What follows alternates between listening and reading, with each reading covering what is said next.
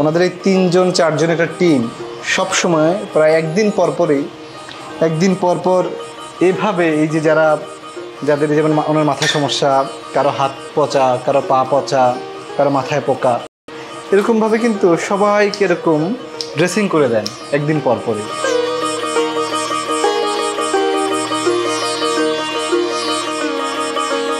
আমরা আশ্রম বলতে সাধারণত কি বুঝি, যে আশ্রয় পাইছি, কিন্তু এই আশ্রমটা আসলে ব্যতিক্রম। দেখতে পাচ্ছেন খুব যত্ন সহকারে ব্যান্ডেজ করে দিচ্ছে এখন আবার। তো এটা কিন্তু অসাধারণ একটা ব্যাপার। এই যে তিনি এখন তো প্রায় সুস্থ, তাই না? ওনার মাথা তো অলরেডি ভালোই হয়ে গেছে, স্বাভাবিক একদম। তো এটি কিন্তু আসলে দারুণ একটা ব্যাপার যে একটা আশ্রমে এসে এইসব ডক্টরদের সার্বিক সহযোগিতায়, ওনাদের নিরন্তর প্রচেষ্টায় একজন মানুষ সুস্থ হয়ে ওঠেন। একজন রোগাক্রান্ত, মাথায় আঘাতপ্রাপ্ত, মাথায় পোকা ধরা, হাত পচে যাওয়া, পা ক্ষয়ে পড়া, আঙুল খসে পড়া মানুষগুলো কিন্তু একদিন সুস্থ হয়ে ওঠেন। এই ক্রেডিট কিন্তু এই আশ্রমের সকল কর্মীদের এবং এই মানুষগুলো। ওনার কি সমস্যা ছিল আগে? ওনার তো মাথায় পোকা ছিল, অনেক বড় একটা ক্ষত ছিল। তা ওনার দীর্ঘদিন ড্রেসিং আর ট্রিটমেন্টের ফলে আল্লাহর রহমতে এখন অনেকটা সুস্থ, প্রায় শুকাই গেছে। হ্যাঁ, ভয়ঙ্কর অবস্থা ছিল ওনাদের। কতগুলো মানুষ এরকম মানে সিরিয়াস পেশেন্ট আছে? আমাদের প্রতিদিনই প্রায় ড্রেসিং করতে হয় 15 জন। বেশিরভাগই আপনার সমস্যা হচ্ছে, আমরা তো মূলত রাস্তা থেকে রুগী তুলে নিয়ে আসি, তাদের এই পচন, পোকা ধরা, পোকা ছিল। আল্লাহর রহমতে আমাদের যে পেশেন্টগুলো, এর আগের যে পেশেন্টগুলো, ওরা অনেক সুস্থ হয়ে গেছে অনেক। এইরকম আগের পেশেন্টগুলোর দিকে তাকালে বোঝা যায় যে না, যে এখন বর্তমান যে পেশেন্টগুলো আছে এরাও ইনশাল্লাহ সুস্থ হয়ে যাবে। এই যে আপনি তো আপনারা মিলে সবসময় ড্রেসিং করেন, জি, কেমন লাগে? অনেক ভালোই লাগে।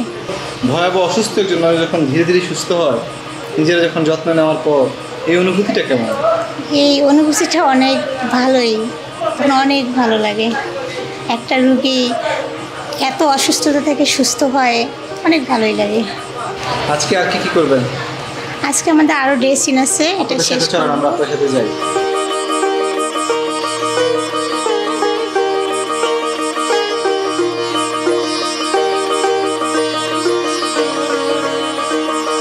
মূলত সমস্যা হচ্ছে ইনি চলতে পারে না, ওনার একটা পা পচনের কারণে কেটে ফেলছিল এক সময়। শুয়ে থাকা ছাড়া ওনার আর কোনো উপায় নাই চলার মতো। এখানে শুয়ে থাকতে থাকতে বেডশোর হয়েছে, এটাকে বললো বেডশোর। এখন আগের থেকে আগে আরও অবস্থাটা খারাপ ছিল, সেই তুলনামূলক একটু ভালো। এরকম ড্রেসিং কিন্তু সিরিয়াস পেশেন্ট, মানে যাদেরকে প্রত্যেক দিনই ড্রেসিং দিতে হয়, এর সংখ্যা 14-15 জন। আর প্রায় আরও বেশি মানুষকে যাদেরকে একদিন পর কিংবা 2 দিন পর ড্রেসিং দিতে হয়। তো এরকমভাবে একটি আশ্রম, এই আশ্রমে যারা ঠাঁই পেয়েছেন, তারা আসলে অনেকগুলো মানুষকে এরকমভাবে সেবা দেওয়ার চেষ্টা করছেন, নিরন্তর চেষ্টা করছেন। ফলে যেটা আমরা অনেক সময় দেখেছি যে মাথা নাই, মাথা পচা, তারাও কিন্তু আসলে একটা সময় সুস্থ হয়ে যান।